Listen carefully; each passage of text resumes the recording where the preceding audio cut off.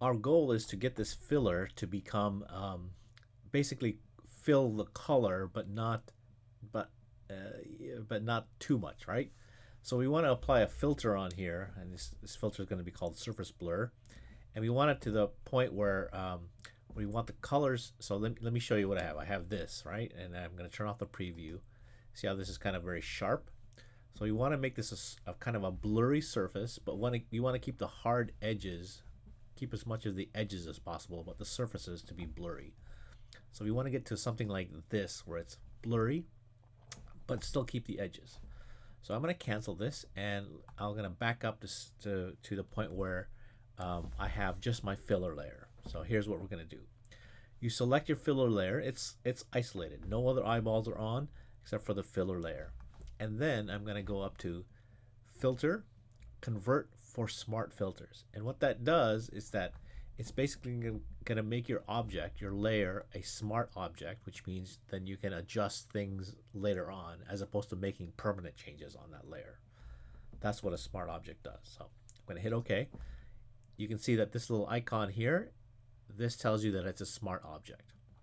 So now I'm going to apply a filter on this thing to blur the surface, but not, and then try to keep the edges.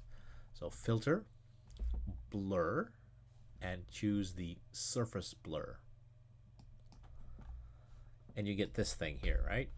So I'm going to put it off to the side, and I'm looking here while I mess around with these settings. So what you want to first do is take your threshold and drag it all the way to the top. So the threshold is really big. And then you're gonna slowly increase your radius so that you get some sort of blurry, a nice smooth blurry feel to it. Now this is going to take some adjusting, so you're going to have to play with it. So let's say I want something like that. It's somewhat blurry here, right? Make sure your preview's on. Now I'm going to take my threshold and pull it back slowly so that I get some of these hard edges back. See this blur right here? It's the edges are too, yeah, it's not sharp enough. So I'm going to pull this back, let go, pull it back, let go, until I get kind of a sharper edge. So yeah, the sharper edge is coming back.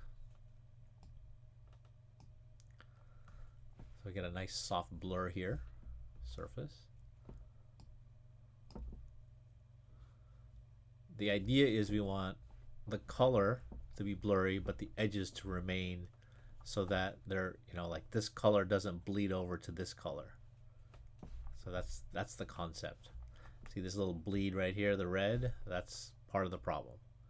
So I'm trying to get rid of that as best as I can.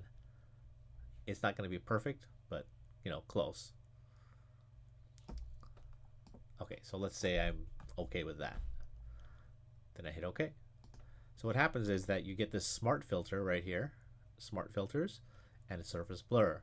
And if you need to go back and change that smart filter because it's a smart object, you can double click on surface blur, and then you can go here and adjust it even more as needed. That's what's cool about smart object and smart filters. If you don't make it a smart filter, a smart object, then it's kind of a permanent change.